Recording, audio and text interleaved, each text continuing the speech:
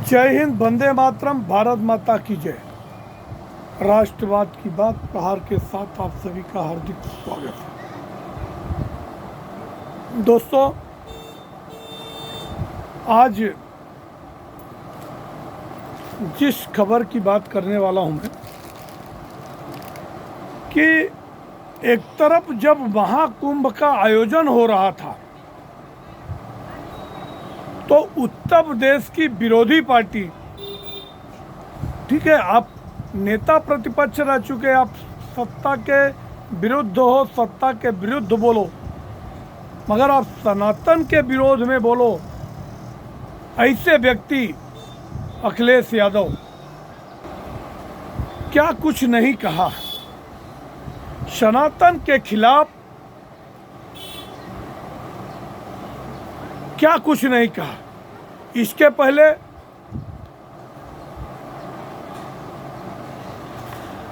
स्वामी प्रसाद मौर्य जब भारतीय जनता पार्टी छोड़कर समाजवादी पार्टी में आया था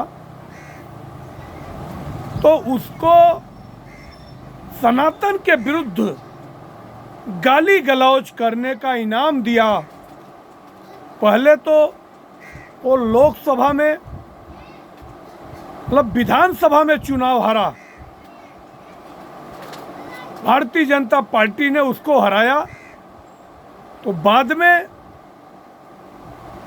रामायण के खिलाफ और सनातन के खिलाफ उल जुलूल बयानबाजी किया और इतना तांडव मचाया कि ऐसा लग रहा था कि उसके पीछे अखिलेश यादव खड़े थे और उसके गलत प्रलाप की वजह से समाजवादी पार्टी का राष्ट्रीय सचिव बना दिया गया, उसका प्रमोशन किया गया। मगर जब अखिलेश ने देखा कि अब तो इसकी वजह से मेरा नुकसान हो जाएगा, फिर उसको पार्टी से निकाल दिया और उसने अपनी खुद की पार्टी बनाई, जबकि उसकी बेटी जो कि भारतीय जनता पार्टी में 5 साल तक सांसद थी, अब वो भी किधर की नहीं हुई। और आज स्वामी प्रसाद मौर्य कहाँ घुस गया, कौन से बिल में चला गया, किसी को नहीं मालूम है। वही बात अखिलेश, उन्होंने कहा कि जो कुंभ में जाता है अपना पाप धोने जाता है। मतलब ये अनादिकाल से चला आ रहा कुंभ का आयोजन, ठीक है, कम हुआ ज्यादा हुआ। एक बार अखिलेश यादव की पार्टी ने भी 2013 में कुंभ का आयोजन किया था और उन्होंने कल अपने मुंह से बड़ी बड़ी तारीफ कर रहे थे, मगर उस आयोजन का उनका जो प्रभारी था वो थे चचा आजम खान। इनके मंत्रालय में एक भी हिंदू, चाहे वो यादव बिरादरी का ही क्यों न हो, इनको नहीं दिखा जो कि इस कार्यक्रम का आयोजन कर सके। और वहाँ पे जिस हिसाब से अनियमितता हुई, कम से कम 1200-1300 लोग मारे गए कुंभ के दौरान। अब की बार कुंभ का आयोजन हुआ है, उनसे 10 गुना ज़्यादा पब्लिक आ रही है, मगर एक भी कोई घटना घटित नहीं हुआ। और एक दिन आग भी लग गई टेंट में, तो जान मान का एक भी नुकसान नहीं हुआ। वापस सारे मंडप बन के तैयार हो गए। दोस्तों, कल ऐलाने जंग करके अपने साथियों के साथ अखिलेश यादव जाके महाकुंभ में स्नान करते हैं। ते गांव में एक कहावत है कि मान से कुकुरा खीर न खाए, पीछे से पंडोह चाटे जाए।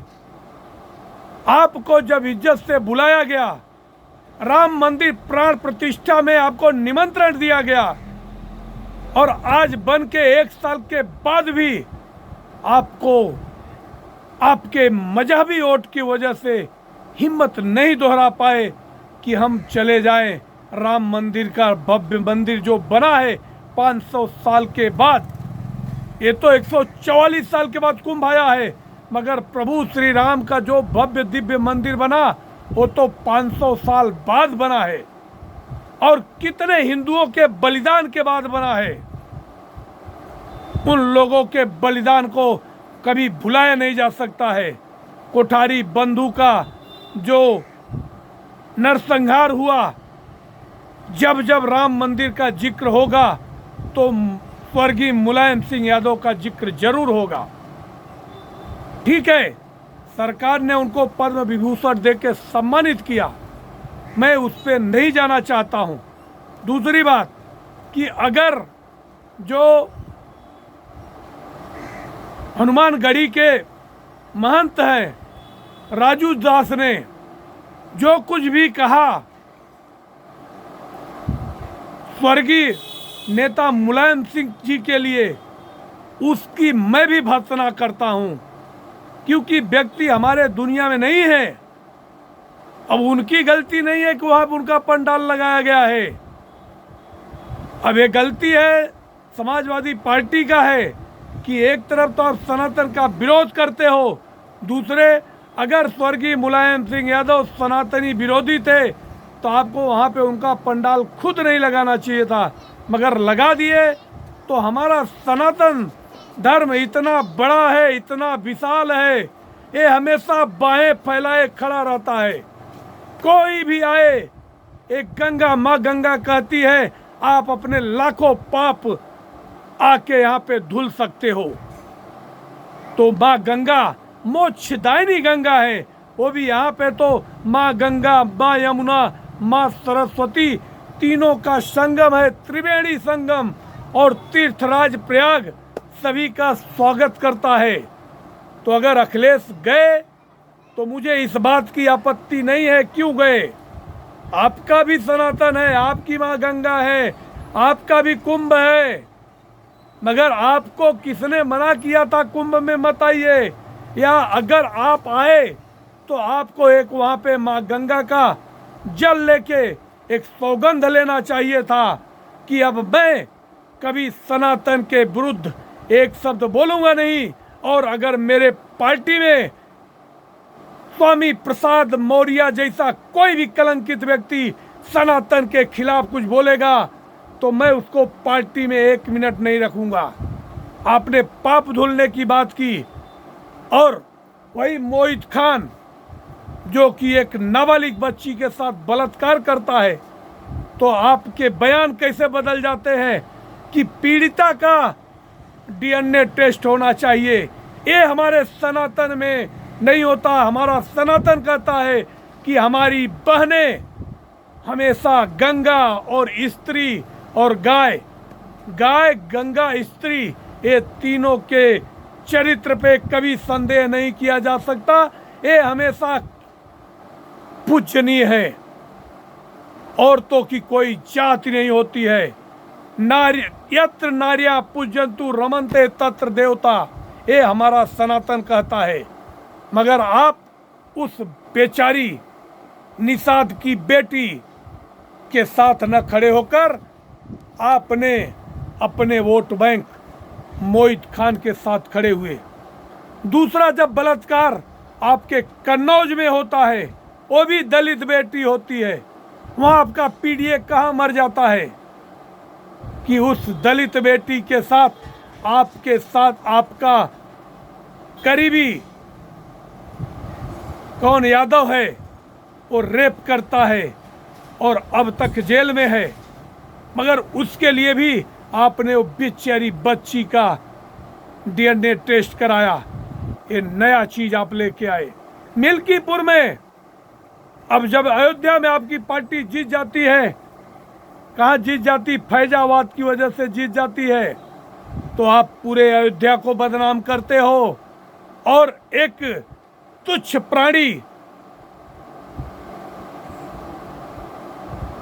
अवधेश पासी को कहते हैं तो अयोध्या के राजा हैं। ये कोई सांसद कोई राजा नहीं होता है। ये पार्टियां आती है जाती हैं, मगर राजा अयोध्या के तो एक ही है, प्रभु श्री राम है। और सिर्फ अयोध्या के नहीं, पूरे भारत देश के और पूरे सनातन के राजा हैं। उन राजा के चरणों में कोट कोट प्रणाम करता हूँ। तो आपने अपना ही स्टैंड चेंज किया। ये भारतीय जनता पार्टी के पीछ पे आप आए खेले, ये आपकी मजबूरी है। और एक दिन आप अयोध्या में भी जाके नाक घिसोगे, और जब नाक घिसोगे तभी आप उत्तर प्रदेश की सत्ता में फिर से सत्तारूढ़ हो सकते हो, वरना आपका ये वनवास, आपका ये अहंकार कभी खत्म नहीं होगा। आप लोगों को हमारा विश्लेषण कैसा लगा? ये पूरे प्रयागराज तक पहुंचना चाहिए। आप चैनल को सब्सक्राइब करें, अपने दोस्तों तक शेयर करें। जय हिंद, वंदे मातरम, भारत माता की जय। धन्यवाद। जय श्री राम, जय प्रयागराज, जय महाकुंभ।